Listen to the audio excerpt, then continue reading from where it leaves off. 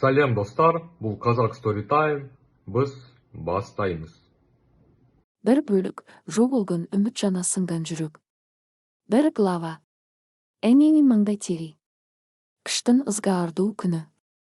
Сөктөн өткөн муздак шамал терезенин айнектерин тыкылдатып көчөдөгү карды асманга сапырып жатты. Шаардын четиндеги эски көп кабаттуу үйлөрдүн биринде, чакан жана жупуну батирде Салима апа өзүнүн күндөлүк түйшүгү менен алек эле. Анын жашы 50дөн ашып калган, жүзүн өрте түшкөн бырш басып, колдору кара жумуштан чор болуп каткан. Салима апа өмүр бою базарда соода кылып, эртеден кечке суукта тоңуп, ысыкта күйүп, жалгыз уулу Азаматты эч кимден кем кылбай багып өстүрдү. Күйүүс Азамат 5 жашка чыкканда катуу оорудан улам каза болуп калган. Ошондон бери Салиманын бүтүндөй жашоосунун маңызы ушул жалгыз кулууну эле. Азамат азыр 18 жашка чыккан, бойлуу, кара тору, көздөрү атасына окшоп ойлуу караган жигит болду. Ал мектепти бүтүп, жогорку окуу жайына тапшырууга даярданып жаткан. Бирок акыркы мезгилде Азаматтын кулк мүнөзү өзгөрүп, үйдөн көп чыгып, кеч кайтып, телефон менен бирөөлөр менен тымызын сүйлөшкөнү көбөйгөн. Салима апанын бир чоң сыры бар болчу. Ал акыркы 10 жыл бою базардан тапкан ар бир тыйынын үнөмдөп, өзүнө жаңа кийим албай, ысык тамакты аяп жүрүп чоң суммадагы акча чогулткан. Бул акча Азаматтын келечеги үчүн, анын контрагын төлөөгө же батирдин баштапкы төлөмүнө деп сакталган 500 000 сом эле. Ал акчаны эски гардеробдун эң үстүңкү текчесиндеги, эч кимдин оюна келбеген темир кутучанын ичинде катып жүрчү. Салима үчүн ал кутуча жөн гана акча эмес, анын бүтүндөй өмүрүнүн эмгеги, уулунун жаркын келечегине болгон үмүтү болчу. 2 глава. Бош кутуча жана жан дүйнөнүн аңтарылышы. Бул каргашалуу күнү Салима базардан адаттагыдан эрте кайтты. Соодасы жакшы жүрүп, бир аз ашыкча акча тапкан эле. Ал кубанып, ушул акчаны дагы кутучага кошуп коююн, уулума дагы бир аз болсо да пайдасы тийер деген ой менен үйгө кирди. Азамат үйдө жок болчу. Салима пальтосун чечип, колун жууп, түз эле гардеробго барды. Атургучту коюп, жогорку текчеге колун созду. Темир кутучаны алып, анын оордугун сезгиси келди. Бирок кутуча өтө жеңил эле. Салиманын жүрөгү шук дей түштү. Колу титиреп, кутучанын капкагын ачты. Ичинде эч нерсе жок. Жапжалаңбаш темирдин түбү гана көрүнүп турду. 500 000 сом 10 жылдык мээнет, кыштын суугунда тоңгон маңжылардын, жайдын ысыгында акан тердин акысы иссиз жоголгон эле. Салиманын көздөрү караңгылап, деми кысылып кетти. Ал тургучтан кулап чү жаздап, дубалды сүйүнүп калды. Жок, болушу мүмкүн эмес. Мен башка жерге катып койдум беле. Ал бүт гардеробду аңтарып, кийимдердин арасын, төшөктөрдүн алдын, үй ичин чачып издей баштады. Бирок акча жок болчу. Үйгө ууру киргенби деп эшик терезелерди карады, баары бекем кулпуланган, эч кандай сынык же бузулган из жок. Үйгө бир гана адамдын ачкычы бар болчу. Ал Азамат. Салиманын мээсине чагылган түшкөндөй болду. Акыркы күндөрү Азаматтын кызыктай жүрүм туруму көз алдынан тартыла баштады. Кечээ жакында эле ал апасынан акча сураган. Апа, мага бир аз акча керек болуп жатат, сону бизнес идея таптым, тез эле кайтарып берем деген. Салима анда, балам, менде ашыкча акча жок, тачкен жашпа. Сен азыр окууңду гана ойло деп кесе айткан болчу. Ошондо Азаматтын кабагы түйүлүп, катуу нааразы болуп, үйдөн чыгып кеткен эле. Андан тышкары, кечээ Азаматтын жаңа, кымбат баалуу смартфон көтөрүп келгенин көргөн. Досумдугу бир азга колдонуп турууга берди деп кутулган. Бул ойлор Салиманын мээсин жеп, шектенүүсү акырындап бекем ишенимге айлана баштады. Анын өз кандан бүткөн өмүрүн арнаган уулу уурулукка бардыбы? 3 глава. Кираган ишеним жана катуу айтылган сөздөр. Кечки саат 8 чамасында эшиктин кулпусу буралып, Азамат үйгө кирди. Анын маанайы абдан жакшы эе. Бир нерсени ыңылдап ырдап, бут кийимин чече баштат. Апа, мен келдим. Бүгүн сонун күн болду. Тамак барбы? Деп ашканага баш бакты.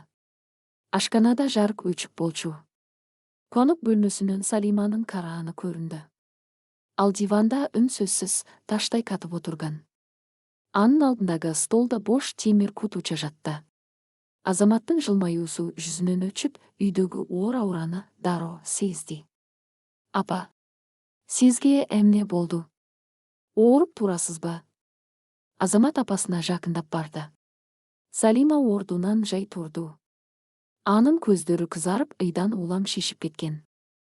Бирок азыр ал көздөрдө жаш эмес, коркунучтуу ачуулануу жана көңүл калуу оту күйүп турду. Акча кайда? Деди ал муздак, каргылданган үн менен. Азамат түшүнбөй калды. Кандай акча, апа? Сиз эмнени айтып жатасыз? Мени келесоо көрбү? Деп Салима үнүн катуулатып, бош кутучаны Азаматтын алдына ыргытты. Кутуча жерге түшүп, катуу үн чыгарды. 10 жыл бою сенин келечегиң үчүн кантеримди төгүп жыйнаган 500 000 сом акчам кайда? Азаматтын көздөрү чекчейип, өңү кубарып кетти. Апа, мен ал акча жөнүндө эч нерсе билбейм. Чынын айтам. Бул кутучаны биринчи жолу көрүп жатам. Жалган айтпа. Салима уулунун көкүрөгүнөн түртүп жиберди. Үйгө сенден башка эч ким келген жок. Кече эле менден акча сурабадың беле? Мен бербей кайсом, уурдап алган турбайсыңбы? Баягы колуңдагы кымбат телефонду кайдан алдың? Досуңдуку эмес эле, менин акчама сатып алган турбайсыңбы? Апа, Кудайды карасаңыз. Мен ууру эмесмин. Ооба, мен акча сурагам, бирок ал менин өзүмдүн иштерим үчүн болчу. Телефонду болсо Азаматтын тили буулуп, бир нерсени жашырып жаткандай көзүн ала качты. Бул анын эң чоң катасы эле.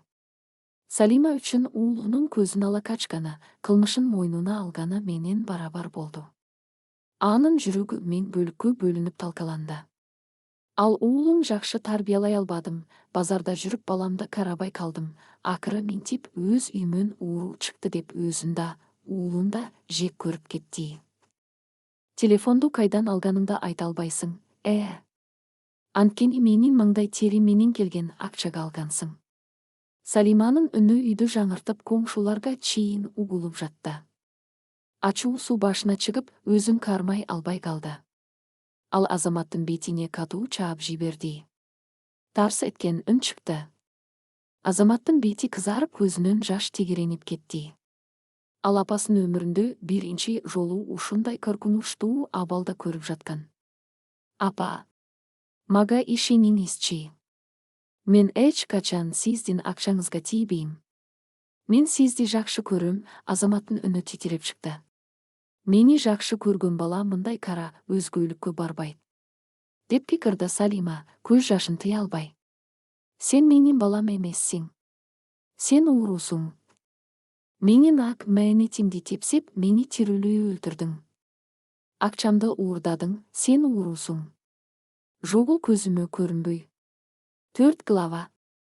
Ызгаардуу түнгү кубалоо. Азамат эмне кыларын билбей, турган ордунда катып калды. Ал апасынын ачуусу тарайткы деп ойлогон. Бирок Салима кире беришке барып, Азаматтын кышкы курткасын жана өтүгүн анын алдына ыргытты. Чык үйдөн. Менин ууру балам жок. Качан уурдаган акчамды толугу менен алып келмейинче, бул эшиктин басогосун аттаба. Салима эшикти кенен ачып, уулун сыртка түрттү. Апа, сыртта суугу. Мен кайда барам? Түшүндүрүп берейинчи, Азамат эшиктин кесагачын кармап жалынып жатты. Уурдаган акчаңа барып мейманканага жат. Жогол. Салима уулунун колун түртүп жиберип, темир эшикти катуу жаап, ичинен бекитип алды. Коридордо жалгыз калган Азамат курткасын кийип, эшикти сүйүнүп көпкө турду. Анын ичиндеги бугу тамагына тыгылып, эркек башы менен үн чыгарбай ыйлап жатты. Анын эң жакын адамы, аны өмір бою бапестеп өстүргөн энеси ага ишенбей, ууру атап, кыштын чилдесинде көчөгө кууп салды. Азамат тепкичтен акырын түшүп сыртка чыкты. Караңгы түн. Сөктү какшаткан муздак шамал Азаматтын бетине уруп жатты. Анын чөнтөгүндө болгону 200 сом акчасы жана баягы күмөндүү телефону гана бар эле. Ал кайда барарын билбей, кар баскан көчөлөр менен максатсыз басып кетти. Анын жүрөгүндө апасына болгон таарыныч эмес, өзүнүн ак экенин далилдей албай калган алсыздык сезими өрттөнүп жатты. Ал апасынын көздөрүндөгү ооруну көргөн, бирок шындыкты айта алмак эмес. Чындык ал ойлагондон да татаал болчу. Ал эми батирдин ичинде Салима апа эшикти сүйүнүп полга отуруп алып өңгүрөп ыйлап жатты. Ал уулун кууп жибергение ичи ачышып, энелик Мерими кыйнап жатса да, уурулукту кечирүүгө болбойт, ал сабак алышы керек деп өзүн сауратып жатты. Жалгыздыктын жана кыйраган үмүттүн оор жүгү анын ийиндерин басып, ал түндү көз илмебей, көз жаш менен өткөрдү. Бул түн экөөнүн тең жашоосундагы эң узун жана эң азаптуу түн болду. Алар бири-биринен алыстап, ортодогу үмүт жана ишеним көпүрөсү талкаланды. Бирок тагдырдын даярдаган өзүнүн сюрпризи бар эле. Бир айдан кийин ачыла турган шындык экөөнүн тең жашоосун түп тамырынан бери өзгөртмөк. Азырынча Азамат түнкү Астананын ызгаардуу көчөлөрүндө жалгыз, ал эми Салима апа бош калган үйдө көз жашын төгүп отурду. 5 глава. Астананын ызгаары жана айтылбай калган чындык. Астананын кышкы түнү адамды аябай. Түндүктөн соккон бет тырмаган муздак шамал Азаматтын жука кышкы курткасынан өтүп, сөөгүнө чейин жетип жатты. Шаардын түнкү чырактары кар учкундарынын арасында бүлбүлдөп, айлананы ого бетер ызгаардуу, үрүй учурарлык кылып көрсөтөт. Азаматтын колунда эч кандай буюму жок, чөнтөгүндөгү 200 сомун бекем кысып, үшүгөнүнөн тиштери шакылдап басып баратты. Ал кайда барарын билген жок. Туугандары бар болчу, бирок алардын эшигин түндө как барып, апам мени ууру деп кууп чыкты деп айтууга намысы жол берген жок. Дастуруна да чала алмак эмес, анткени бул шерменделикти эч кимге түшүндүрүп бере албасын билди. Басып отуруп, шаардын борборундагы 24 саат иштеген чоң интернет-клубга кирип барды. Ичи жыпжылуу, караңгы бөлмөдө монитордун жарыгы гана көрүнүп, жаштар компьютер ойноп отурушкан экен. Ал эң бурчтагы бош компьютерди бир түнгө ижарага алып, башын столго коюп, ойго батты. Көз алдына апасынын ыйлаган жүзү, ага карап кекирган үнү кайра-кайра келе берди. Акчамды уурдадың, сен уурусуң. Бул сөздөр Азаматтын жүрөгүнө канжар болуп сайылды. Эмне үчүн ал апасына ошол жерден чындыкты айтып салган жок? Эмне үчүн тили бууп калды? Чындыгында ал кымбат баалуу телефонду эч кимден уурдаган эмес, ал акчаны да алган эмес. Азамат акыркы айларда жогорку окуу жайына тапшыруу үчүн эле эмес, программалоо боюнча онлайн курстарга жашыруун окуп жаткан. Анын кыялы чоң программист болуп, апасын базардагы азаптуу жумуштан бошотуу эле. Бир жума мурун ал өзүнүн жасаган кичинекей долбоорун чет элдик стартапка жөнөткөн. Алар Азаматтын талантын байкап, аны сыноо мөөнөтүнө стажировкага кабыл алышкан. Бул жумуштун бирден бир шарты күчтүү смартфон жана интернетке дайым туташып туруу болчу. Компания тестирлөө үчүн ага алдын ала ушул кымбат смартфонду убактылуу колдонууга жөнөткөн эле. Азамат апасына бул тууралуу айтып сюрприз кылгысы келген. Бирок долбоорду ишке ашыруу үчүн ага кичинекей ноутбук керек болуп, апасынан ошол үчүн акча сураган болчу. Апасы катуу реакция кылып, акча жок деп урушуп салганда, ал сюрпризин да айта албай таарынып чыгып кеткен. Ал эми 500 000 сом. Азамат ал акчанын бар экенин, ал гардеробдо катылып турганын такыр билген да эмес. Эгер ал чындыкты ошол замат айтканда, апасы ишене беле. Жок, Салима апанын ачуусу башына чыгып, көзү көрбөй калган эле. Мен ал акчаны тапмайынча үйгө кайтпайм деп чечти Азамат муштумун түйүп. Апамдын ак мээнетин ким уурдаса да, ошону таап, апамдын алдына алып барат. Ошондо гана менин ак экениме ишенет. 6 глава. Эненин арманы жана бош бөлмө. Таң атты. Салима апа көзін ачса, полда эшиктин түбүндө жатып уктап калыптыр. Денеси каршып, муздап калган. Үйдүн ичиндеги жымжырттык кулакты тундурат. Адатта бул убакта Азаматтын ашканада чай коюп, нан кесип жаткан дабышы угулуп турчу. Салима шашылып ордунан турду да Азаматтын бөлмөсүнө кирип барды. Бөлмө бош. Төшөгү жыйналуу, бойдон түндө эч ким жатпаганы көрүнүп турат. Салиманын жүрөгү шук дей түштү. Чын эле кетип калдыбы? Кыштын суугунда кайда барды экен? Тоңуп калбады бекен деген энелик сарсана ичин өрттөй баштат. Бирок дароо эле кечээги бош кутуча көз алдына тартылып, көкүрөгүндөгү ачуусу кайра ойгонду. Жок, ал уурулук кылды. Менин үмүтүмдү тебеледи. Мейли, кыйналсын, жашоонун кандай экенин көрсүн, деп өзүн өзү кайра кайраштырды. Ал бетин жууп, чай ичпей эле базарды көздөй жөнөдү. Бирок базарда да иши такыр жүрүшпөдү. Кардарлар менен урушуп, товарларын туура эмес эсептеп, ою оңго, санаасы санга бөлүнүп жатты. Түшкү маал анын жанына базарда чогуу иштеген эң жакын курбусу Жылдыз эже келди. Ал Салиманын өңүн көрүп эле бир нерсе болгонун түшүндү. Салима, айланайын, сага эмне болду? Өңүңдө кан жокко? Деди Жылдыз эже, колундагы ысык чайды сунуп. Салима чыдабай кетти. Жылдыз эжеге болгон ичин төгүп 500 000 сом жоголгонун, Азаматты үйдөн кууп жибергенин ыйлап айтып берди. Жылдыз эже уккан кулагына ишенбей, оозун жаап калды. Кайсоңчу, Салима? Азаматпы? Азамат антип сенин акчаңды уурдай турган бала эмес элего. Мен аны кичинекейинен билем. Ак көңүл, имандуу бала. Сен өтө шашылыш чечим кабыл алып койгон жоксуңбу? Үйүңө башка бирөө кирип чыккан жок беле? Жакшылап эстечи. Салима көз жашын аарчып ойлоно баштады. Ким кирмек эле? Үйдүн ачыкчы Азамат экөөбүздө гана бар деп келе жатып, бир нерсе эсине кылт этти. Мындан 4 күн мурун Салима базарда жүргөндө күйөөсүнүн инисинин баласы Нурбек келген эле. Нурбек 25 жаштардагы жумушу жок, анда-санда таксист болуп иштеп, көбүнчө кумар оюндарына, букмекерлик кеңселерге берилип кеткен жигит болчу. Ал Салимага чалып, жеңе, айылдан апам сөрткөн май берип жибериптир, ошону таштап кетейин деп үйүңүздөргө келдим эле. Азамат үйдө экен, чай ичип отурам деген. Салиманын жүрөгү дагы бир жолу катуу согуп кетти. Ошол күнү Нурбек үйдө болгон. Азамат балким дүкөнгө нанга чыккандыр. Же ваннага киргендир. Нурбек жалгыз калган учуру болгонбу?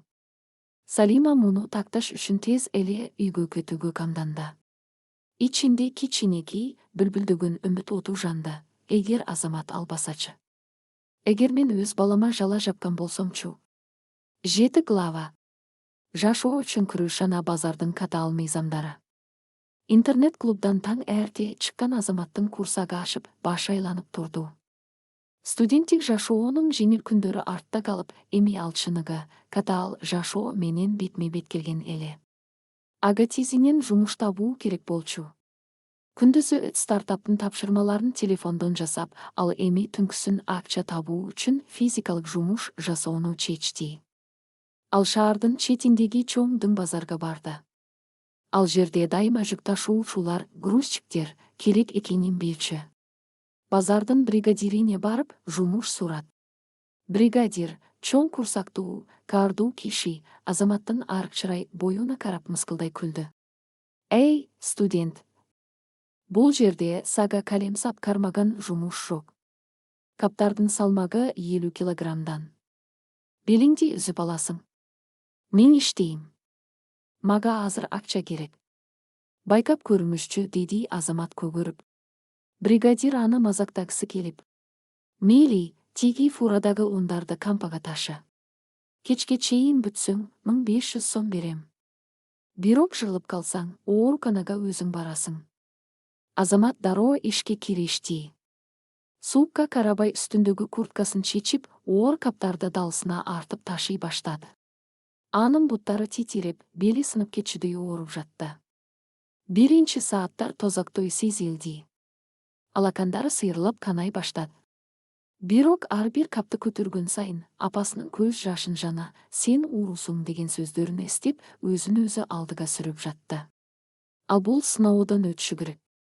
Ал чындыкты далилдеши керек. Кеч киргенде фура толугу менен бошотулду. Азаматтын үстүндөгү кийими тирге суу болуп, денеси жанчылып калган эле. Бригадир анын өжөрлүгүнө таң калып, убада кылынган 1500 сомду колуна карматты. Эртең да келсең болот, студент. Ишиң жаман эмес экен, деди ал. Азамат базардын четиндеги арзан ашканадан ысык шорпо ичип, кайрадан интернет-клубга кайтты. Ал түнү бою уктабай, телефондон программалоо коддорун жазып шыкты. Эртең мененкисин көздөрү кызарып, чарчаганына карабай, кайрадан базардагы оор жумушуна жөнөдү. Бул анын жаңа жашоосунун башталышы болчу. Күндүзү кара жумуштун кулу, түнкүсүн келечектин программисти. Ал эми эң негизги максаты 500 000 сомду уурдаган чыныгы уурунун изине түшүү эле. 8 глава. Шектенүү жана биринчи из. Салима үйүнө жетип, дароо гардеробду аңтара баштады. Ал Нурбек келген күнү эмне болгонун эстегенге аракет кылып жатты. Бөлмөнүн ичин, килемдин алдын, гардеробдун аркасын кылдаттык менен издеди. Жөн эле издеген жок, ал жүрөгүнөн Азаматтын ак болуп чыгышын телеп жатты. Эгер уулу чын эле уулу болсо, ал бул жашоодо кантип жашайт? Колун гардеробдун артына, дубал менен шкафтын ортосундагы тар көңбөйгө салганда, колуна катуу бир нерсе урунду. Ал аны тартып алып чыкты. Бул кымбат баалуу, күмүш түстүү зажигалка, оттук таш эле. Зажигалканын бетинде Н тамгасы чегилип жазылган болчу. Салиманын деми тактоп калды. Азамат такыр тамеки тартчу эмес. Анын үстүнө мындай кымбат буюм Азаматта болушу мүмкүн эмес эле. Ал эми Нурбек дайыма тамеки чегип, ушул зажигалкасын колунан түшүрбөй ойноп жүрөрүн Салима жакшы билчү. Демек, Нурбек гардеробго жакын келген. Салима дароо Азаматка чалайын деп телефонун алды. Бирок ал уулунун номерин кече эле ачуусу менен каратизмеге «чёрный список» киргизип салган болчу. Номерди терип жатып, кайра тактоп калды. Мен ага эмне дейм? Жөн эле зажигалка таап алдым, кечир мени деймби? Эгер Нурбек албаган болсочу? Эгер Азамат менен Нурбек экөө биригип уурдаган болсочу деген кара ниет ойлор дагы эле анын мээсинен кетпей жатты. Алгач ал баарын өзү тактап, Нурбектин бетине барышы керек болчу. Салима кийинип, Нурбектин үйүнө барды. Нурбек шаардын Барборундагы жакшыраак районда батирде турчу. Эшикти какканда, ичтен кызуу музыканын үнү угулуп жатты. Эшикти Нурбек өзү ачты. Анын үстүндө жаңы, кымбат баалуу брендик кийим, ал эми үстөлүнүн үстүндө тамак аштын, кымбат ичимдиктердин түрү толуп турду. О, жеңе! Келиңиз. Жоголуп кеттиңиз го, деди Нурбек жылмайып, бирок анын көздөрүндө бир аз коркунучтун учкуну байкалды. Нурбек, бул эмне деген майрам? Жакшы жумуш таптыңбы? Деп сурады Салима, айлананы шектүү карап. Ооба, жеңе. Бир бизнес баштайын деп жатам. Дастыр менен кичине отуруп. Келиңиз, төргө өтүңүз. Нурбек шашып-пушуп стөлдөгү бөтөлкөлөрдү жыйнай баштады. Салима анын көзүнө тике карады. Нурбек, мен сага бир нерсе сурайын деп келдим. 4 күн мурун биздин үйгө барганыңда, гардеробдун жанында эмне кылып жүрдүң эле? Нурбектин жүзүндөгү жылмаюусу заматта өчүп калды. Анын колундагы стакан титиреп, стөлгө коюп жатып катуу үн чыгарды. Кандай гардероб? Жеңе, мен ал жерге барган эмесмин. Азамат чай коюп келгиче залда эле отургам. Сизге эмне болду? Салима чөнтөгүнөн күмүш зажигалканы алып чыкты. Анда мына бул сенин зажигалкаң менен гардеробуңдун артына кантип түшүп калды. Жана менин 10 жыл чогулткан 500 000 сомуң кайда жоголду. Нурбектин өңү бозоруп, бир саамга сүйлөй албай калды. Бирок ал бат эле өзүн колго алып кыйкыра баштады. Жене, сиз эмне мага жала жаап жатасыз? Бул зажигалканы мен бир жума мурун көчөдөн жоготуп алгам. Балким, аны сиздин уулуңуз таап алып, ошол жерге түшүрүп алгандыр. Сиз өзүңүздүн балаңыздын кандай иштер менен алектенип жүргөнүн билесизби деги. Ал уурдап анан мени күнөөлүк сүкүлүп жатат го. Салиманын башы айланып кетти. Нурбектин сөздөрү өтө ишенимдүү чыккандыктан анын жүрөгүндөгү күмөм кайрадан Азаматка ооп баштады. Чын эле, балким Азамат бул зажигалканы атайлап таштап койсочу. Салима үнсөзсүз батирден чыгып кетти. Анын башында миңдеген суроолор, бирок бир дагы так жооп жок эле. 9 глава. Изине түшү жана кумардын кулу. Ошол эле учурда Азаматта бош отурган жок. Ал базардан тапкан акчасына арзан батирдин бир бөлмөсүн ижарага алып, ал жерде күн кечирип жаткан. Бир күнү кечинде ал базардагы жумушунан кийин үйүнө баратып, шаардагы чоң букмекерлердин спорттук ставкалар кеңсесинин жанынан өтүп бараткан. Кеңсенин алдынан чыгып келе жаткан тааныш үндө угуп, көлүгүгө жашына калды. Бул Нурбек байкеси эле. Анын жанында эки досу бар болчу. Нурбек абдан көтөрүңкү маанайда колундагы жоон пачка акчаны санап жаткан. Эй, көрдүңөрбү? Мен силерге айтпадым беле, бүгүн Реал Мадрид утат деп. Мына дагы 100 000 сом утуп алдым. Жүрүгүлө, бүгүн менин эсебимден майрамдайбыз. Деп Нурбек дасторун далыга чапты. Дасторунун бири күлүп: Нурбек, сен акыркы бир аптада эле ушул жакка 500 000 акча сайдың го. Баштапкы капиталды кайдан таптың деги? Байка, карызга батып кетпе. Коркпо, капитал таза, эч ким издеп таба албайт деп Нурбек көзүн кысты. Менин бир сокур жеңем спонсор болбодубу? Бул сөздөрдү укканда Азаматтын башына кан тепкенин сезди. Анын көз алдына бардык табышмактын бөлүктөрү биригип, так картина пайда болду. Нурбек байке. Ошол күнү ал чай коюп жатканда Нурбек туалетке барып келейин деп коридорго чыгып көпкө кармалган эле. Демек ал апасынын акча катып жүргөнүн мурунтан эле билген же кокустан көрүп калып уурдап кеткен. Ал эми апасы болсо Азаматтан көрүп, аны кыштын суугунда көчөгө айдап салды. Азаматтын муштумдары түйүлүп, ачуусу чегине жетти. Ал ошол замат барып Нурбектин жакасынан алып, бетине уруп, акчаны талап кылгысы келди. Бирок ал тактоп калды. Алар үчөө, ал эми Азамат жалгыз. Анын үстүнө азыр уруш чыгарса, Нурбек баарын танып салат да акчаны катып коет.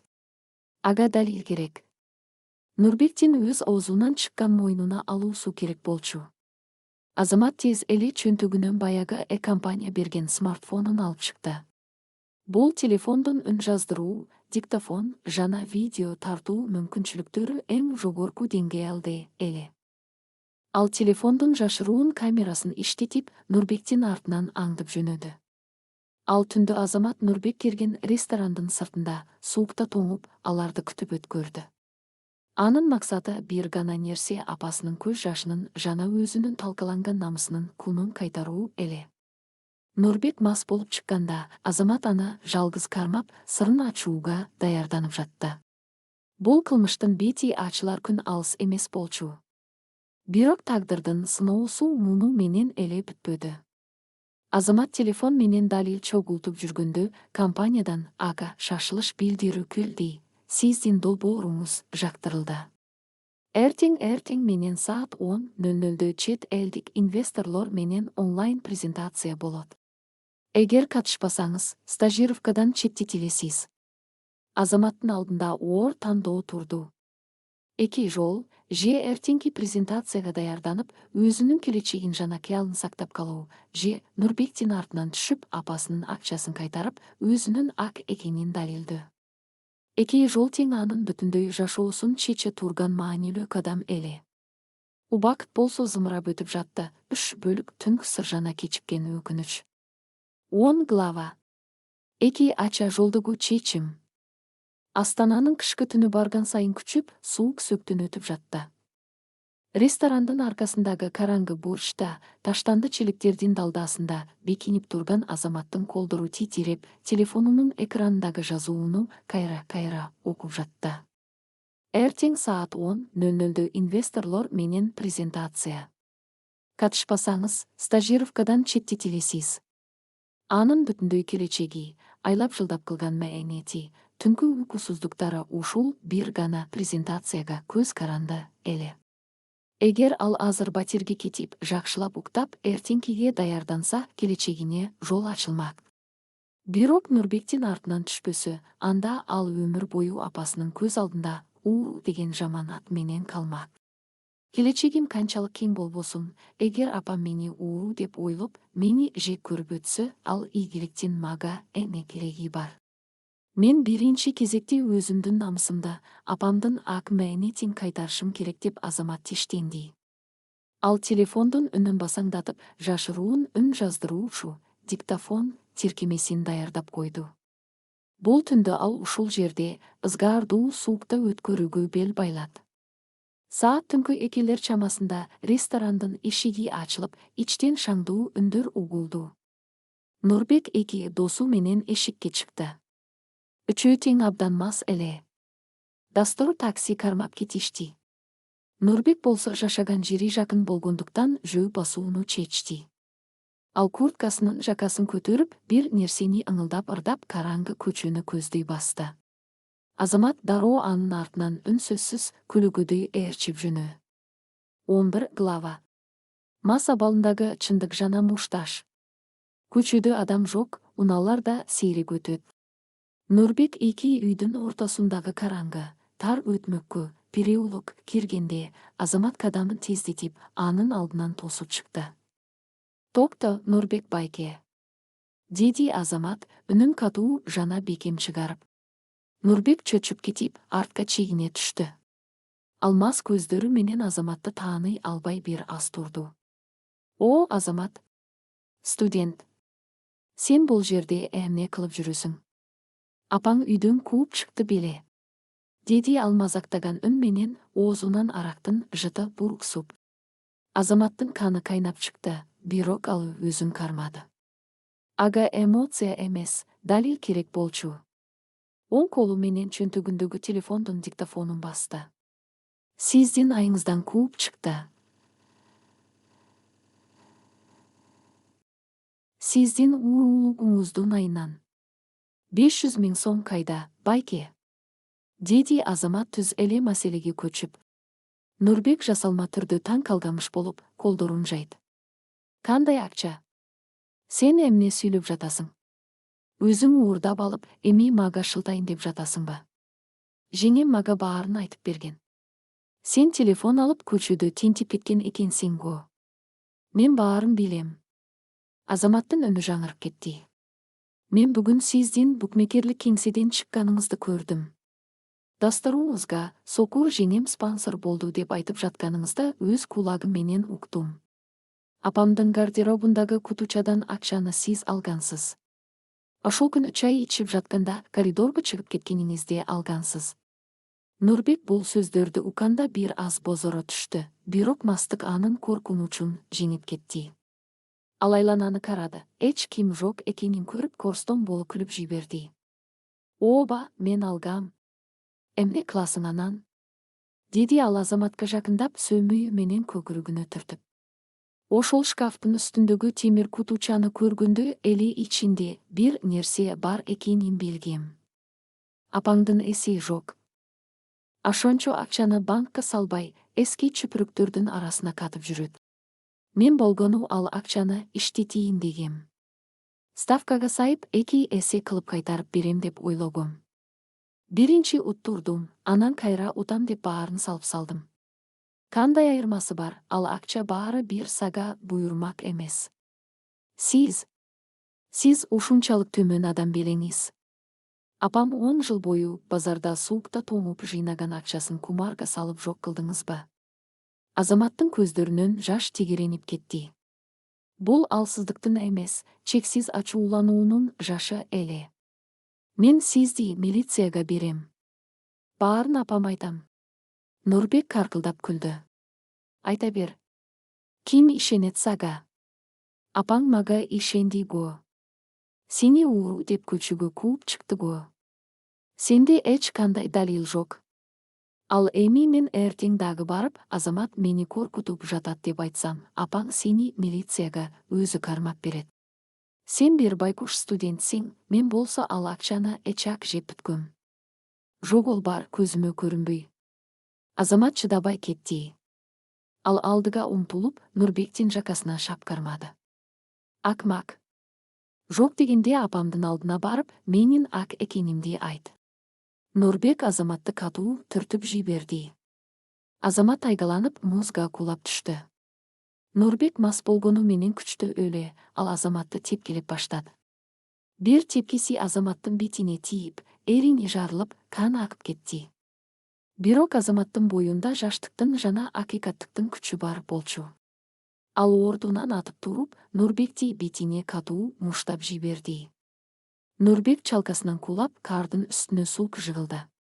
Анын чөнтөгүнөн баягы калган бир аз акчасы жана телефону чачылып кетти. Азамат оор дем алып кулап жаткан Нурбектин үстүнө келди.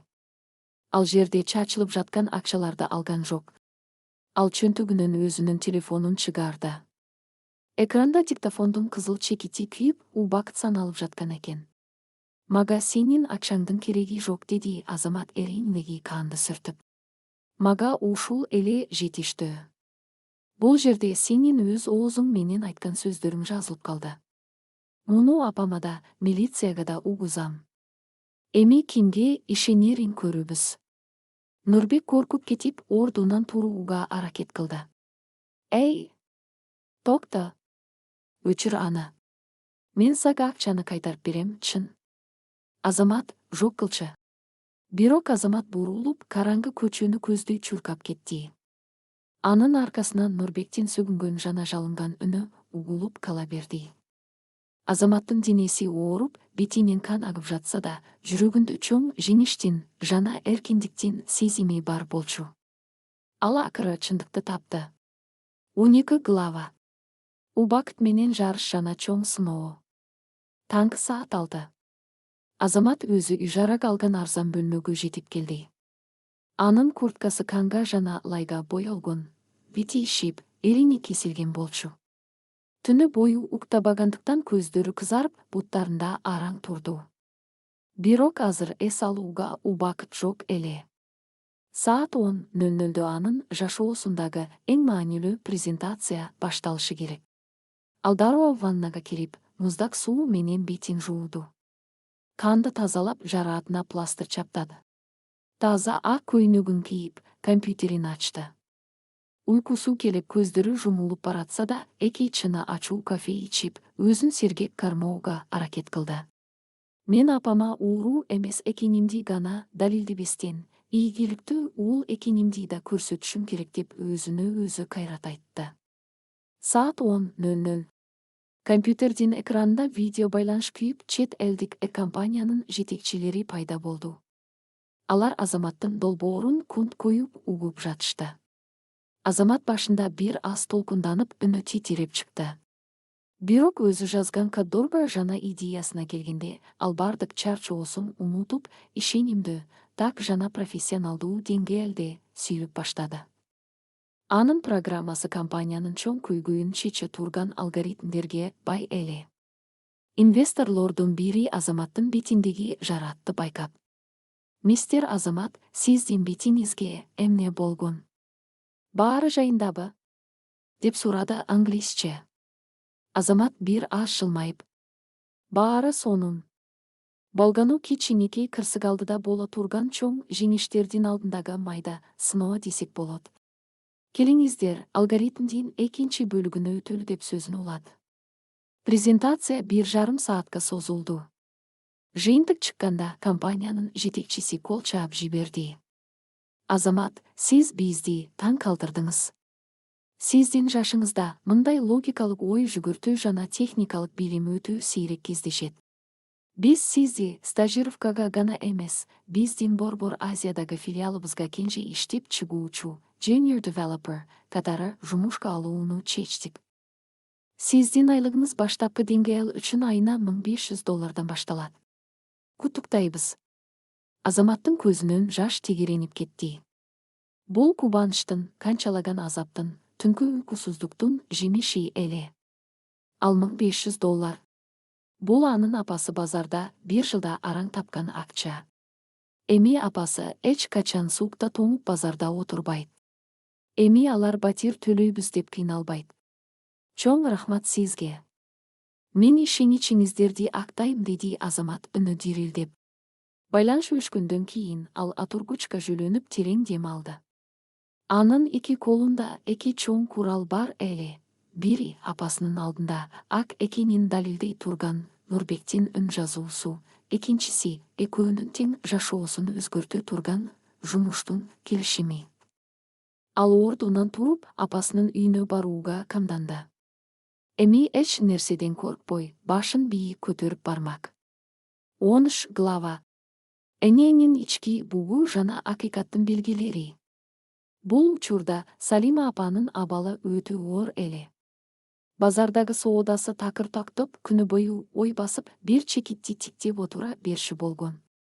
Нурбектин үйүнөн кайткандан бери анын ичиндеги күмүн саноо куртта кемирип жаткан. Зажигалканы Нурбек таштабаса, демек Азамат уурдаган. Бирок менин балам андай эмес эле го. Кичинекейинен чынчыл эле го. Же мен аны чын эле жаман тарбияладымбы? Деген суроолор анын мээсин жеп бүткөн. 1 айдан бери Азаматтан эч кандай кабар жок. Салима апа түндөсү ойгонуп кетип, Азаматтын бош бөлмөсүнө кирип, анын кийимдерин жыттап ыйлай турган адат тапкан.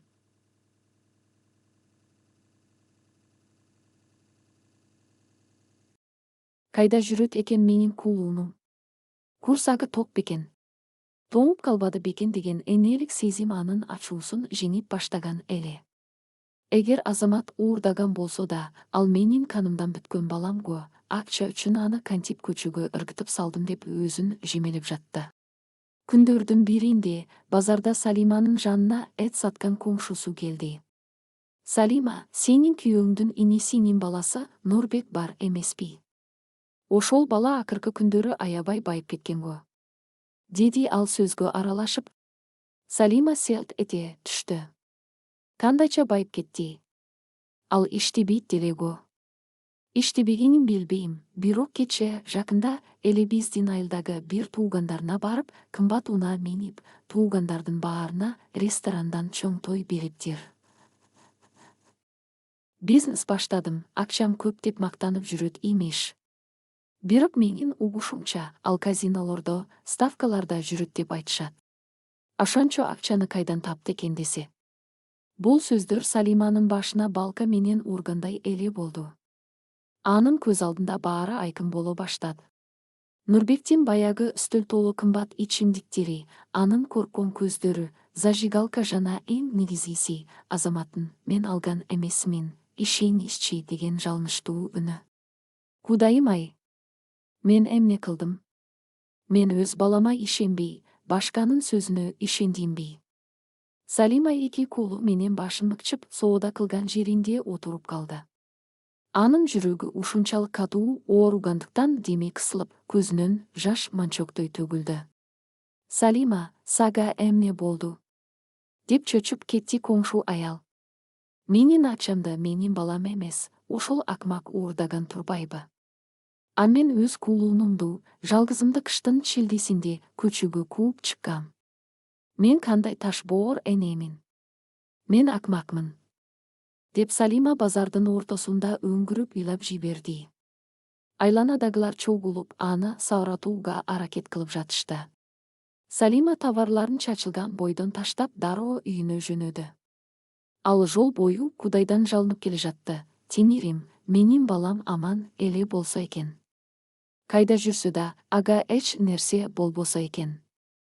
Акчанын да кереги жок, болгону баламды мага кайтарып берчи. Мен анын бутуна жыгылып кечирим сурайм. Үйүнө келип, Азаматтын бөлмөсүнө кирди. Анын киребетине отуруп, Азаматтын сүрөтүн бооруна кысып, үнү бүткүчө ыйлады. Анан ордунан турду да, жок, мен жөн отурбайм. Мен Нурбекке барып, аны өз колум менен муздасам да, шындыкты айттырам. Анан баламды таап келем деп чечти. Ал ашканадан чоң бычакты алып, сумкасына салды да, эшикке чыгууга камданды. 14 глава. Басагодогу күтүүсүз жолугушуу. Дал ушул учурда Азамат такси менен өзү жашаган көп кабаттуу үйдүн кароосуна кирип келди. Анын жүрөгү тез-тез согуп, ичинде кандайдыр бир коркунучта, толкундануу да бар эле. Бир ай мурун бул үйдөн башын шылкыйтып ыйлап, ууру аталып чыккан болсо, бүгүн ал өзүнүн ак экенин далилдеген. Жумуштуу, көз карандысыз эркек катары кайтып келди. Ал тепкичтер менен көтөрүлүп жатып, ар бир баскычта апасынын сөздөрүн эстеп жатты. Сен уурусуң. Бирок азыр ал сөздөр аны ооруткан жок, тескерисинче, анын чындыкты айтууга болгон каалоосун күчөттү. 4-чү кабатка чыгып, өзүнүн үйүнүн эшигинин алдына келди. Терең дем алып, каңгуроону басайын деп колун созгондо, эшиктин кулпусу ичинен буралып, эшик шарты ачылды. Басагода Салима апа турду. Анын үстүндө пальтосу, көздөрү кызарып шишиген, жүзү бир айдын ичинде 10 жашка карып кеткендей көрүндү. Ал эшикти ачып эле, алдында турган Азаматты көрдү. Экөө тең сөз сүйлөй албай, бири-бирин тиктеп катып калышты. Убакыт тактоп калгандай болду. Салима уулунун бетиндеги көк алатактарды, жарылган эринин көргөндө, жүрөгү тилинип кеткендей болду. Ал сумкасынын колун чыгарып, жерге түшүрүп жиберди. Азамат, балам, деп Салиманын үнү каргылданып чыкты. Мен келдим, апа. Бирок мен кечирим сураганы келген жокмун. Мен сизге бир нерсе угузганы келдим, деди Азамат, үнүн катуу жана бекем чыгарып. Ал чөнтөгүнөн телефонун алып чыкты. Бул басагодогу жолугушуу бир айлык азаптын, түшүнбөстүктүн жана көз жаштын чекити болушу керек эле. Экөөнүн ортосундагы талкаланган көпүрө кайра курулабы же чындыктын салмагы аларды биротоло ажыратабы? Бул суроонун жообу Азаматтын колундагы телефондогу аудио жазууда жаткан болчу. Эне менен бала бири-бирин карай, эң оор шындыктын алдында турушту, 4 бөлүк, көз жаш менен жуулган шындык жана жаза. 15 глава. Көз жаш менен жуулган шындык. Басагодогу оор жымжырттыкта Азаматтын колундагы телефондун үнү бузду. Азамат телефондун үнүн эң жогорку деңгээлге чыгарып, диктофондогу жазууну ойнотту. Коридордун ичинде Азаматтын 500 000 сом кайда, байке деген үнү, андан кийин Нурбектин мыскылдуу үнү жаңырып чыкты. Ооба, мен алгам. Эмне классың анан? Ошол шкафтын үстүндөгү темир кутучаны көргөндө эли ичинде бир нерсе бар экенин билгем. Апаңдын эси жок, ошончо акчаны банкка салбай. Ставкага сайып 2 эсе кылып кайтарып берем деп ойлогом. Бул сөздөр Салиманын кулагына октой эле тийди. Ал ар бир сөздү уккан сайын денеси титиреп деми кысылып жатты. Диктофондогу жазуу уланып, Нурбектин Азаматты шылдыңдаганы, Салиманын өзүн сокур жеңим деп атаганы даана угулуп турду. Жазуу тактагондо үйдүн ичин өлүмдөй жымжырттык каптады. Салиманын тизелери бүгүлүп, ал полго отура калды. Анын көздөрүнөн жаш эмес, кан агып жаткандай сезилди. Ал 2 колу менен бетин жаап, үнүн чыгарбай, ийини титиреп ыйлап баштады. Өзүнүн надандыгына, өз канынан бүткөн баласына ишенбей, башканын сөзүнө кирип, уулун суук айдап чыкканына ичи өрттөнүп жатты. Азамат апасынын бул абалын көрүп, жүрөгү эзилип кетти. Анын ичиндеги таарынычтын баары 1 секунддун ичинде суудай агып жок болду. Ал апасынын жанына чүгүлүп, анын титиреген ийиндеринен кучактады. Апа болду, ыйлабаңыз. Мен бул жердемин, деди Азамат жумшак үн менен. Салима башын көтөрүп, уулунун бетиндеги көк алатактарды, жарылган эринин, арктап кеткен жүзүн көрдү. Ал титиреген калдыруу менен уулунун бетинен сылап: "Куулунум, алтыным, Кечир мени өлтүрүп эле салчы. Мен кандай акмак энемин. Сенин сөзүңө ишенбей, сени көчөгө кууп чыктым. Сенин ушул бетиңдеги жараттардын баарына мен күнөөлүүмүн. Кантип мени кечиресиң, балам? Деп өңгүрүп ыйлап жатты. Азамат апасынын көз жашын сүртүп, апа, мен сизди чак эле кечиргем. Мен сизге таарынган эмесмин, болгону чындыкты далилдегим келди. Сиз менин жалгыз апамсыз го, деп аны бекем кучактады. Экөө басагөдө кучакташып көпкө чейин ыйлап отурушту. Бул көз жаш акыркы бир айдагы азаптын, жалгыздыктын жана коркунучтун жуулуп кетиши эле. 16 глава. Келечекке кадам жана эненин сыймыгы. Салима уулун үйгө киргизип, дароо ваннага жылуу суу даярдады. Азамат жуунуп чыккандан кийин ашканада аны ысык тамак күтүп турган эле. Бир айдан бери биринчи жолу Азамат өз үйүндө апасынын колунан жасалган тамакты жеп, өзүн ушунчалык бактылуу сезди. Чай ичип отурганда Салима уулунун колундагы жооруган, сыйрылган издерди байкап калды. Балам, колуңа эмне болгон?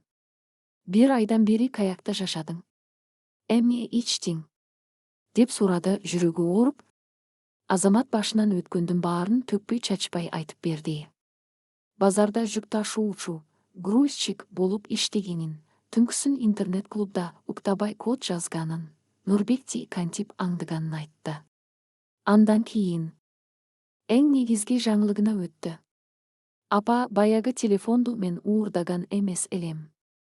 Аны мага чет элдик компания стажировка үчүн убактылуу жөнөткөн болчу. Мен сизге сюрприз кылгым келип, укууга акча сурасам, сиз мени урушуп салгансыз. Анан баары ушундай болуп кетти. Бирок бүгүн эртең менен мен презентацияны ийгиликтүү тапшырдым. Салима уулун таң кала угуп жатты. Кандай презентация, балам?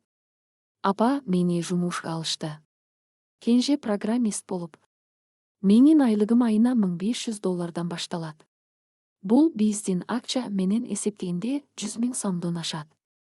Апа, эми сиз базарда суукта тоңуп иштебейсиз. Мен сизди өзүм багам. Баягы жоголгон 500 000 сомду да мен сизге өзүм иштеп таап берем. Ал акча үчүн кайгырбаңыз. Салима бул сөздөрдү укканда оозун жаап дагы ыйлап жиберди. Бирок бул жолкусунда ал кубанычтан уулунун ушунчалык акылдуу, намыскөй жана күчтүү болуп чоңойгонуна сыймыктануудан ыйлап жатты. Ал акча чогултам деп уулуна көңүл бурбай калганын, анын ушундай чоң талантка экенин байкабаганын түшүндү. Балам, мага акчанын кереги жок.